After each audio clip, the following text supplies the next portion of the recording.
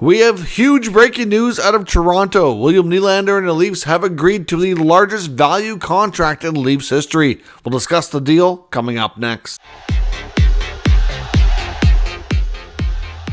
So welcome back to another video here at Top Shelf Hockey. As I mentioned, we've been talking now for a couple of days since late last week that this was pretty well imminent. It was going to happen probably sometime early this week. And well, here we have it. The Toronto Maple Leafs and William Nylander have made it official, put pen to paper, and we have a mammoth contract for Willie Styles. He gets an 8-year deal to remain a Toronto Maple Leaf with a total value of $92 million. I mean, that works out to be $11.5 million on the AAV. Matthews has a higher cap hit, but that is the total value of 92, which is the highest in Leafs history. This is a mammoth deal. And to be honest, William Nylander, I can honestly say he's earned every penny. Now, there have been times in the past when Nylander would have his moments when he would kind of drive you crazy and not play hard. You always knew the skill and the talent was there. But for the most part, this past couple of years, those moments have been few and far between, and he has been a phenomenal player. In my opinion, William Nylander has probably been their most consistent playoff performer the last few years as well.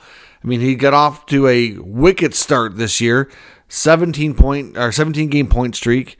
He's on pace right now for around 119, 120 points. Again, new career highs, crazy totals for him. In the offseason, there were reports that the Leafs were pushing Nylander to sign for around like $9 million or even a smidge less. And of course, he and his agent held out. He once again bet on himself, and he got off to an even better start. Last year was a career year, and he's beating it again this year, and he's on pace to do it by a fair bit. So he's certainly benefited from waiting. He bet on himself, and it worked out. The Leafs, like I said, were trying to get him to sign for around 9. Then we heard around training camp early, it was around 9.5. It's probably the most they would go to. And now they're $2 million more. Ultimately, they decided they really wanted to keep the player. And this is what they got to do. He'll be 28 when this kicks in. He'll be take him to age 36. So the age-wise, not too bad. I mean, you just have to hope that he doesn't peak this year and start tailing off. That's the only concern. And based on the trend, you would think that's probably not going to be the case. And you certainly hope it's not going to be the case, because then you have an issue. Now, for those people out there saying, well, how can they afford to have all these guys over $10 million? The good news here is obviously that John Tavares' contract only has one more year. So the first year of Willie's new deal will be the final year of Tavares' current deal. So next year, when these are both on the books, I do think they're going to probably have a bit of a tough time. The year after, with another cap increase, essentially they will be able to do some more things and I think make the roster stronger. I would imagine John Tavares will want to continue playing. I suspect John Tavares will want to remain a Toronto Maple Leaf.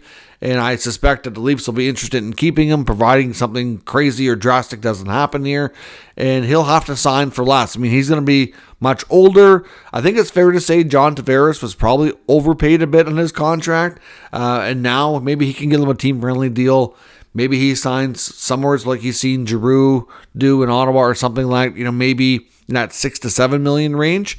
So that can take $4.5 million off the books, and they can allot that to other areas to strengthen the roster. Because next year, having the cap go up, William Nylander's cap hit is going to change by pretty much the full amount the cap's going up. So they're taking that full cap increase and giving it to Willie.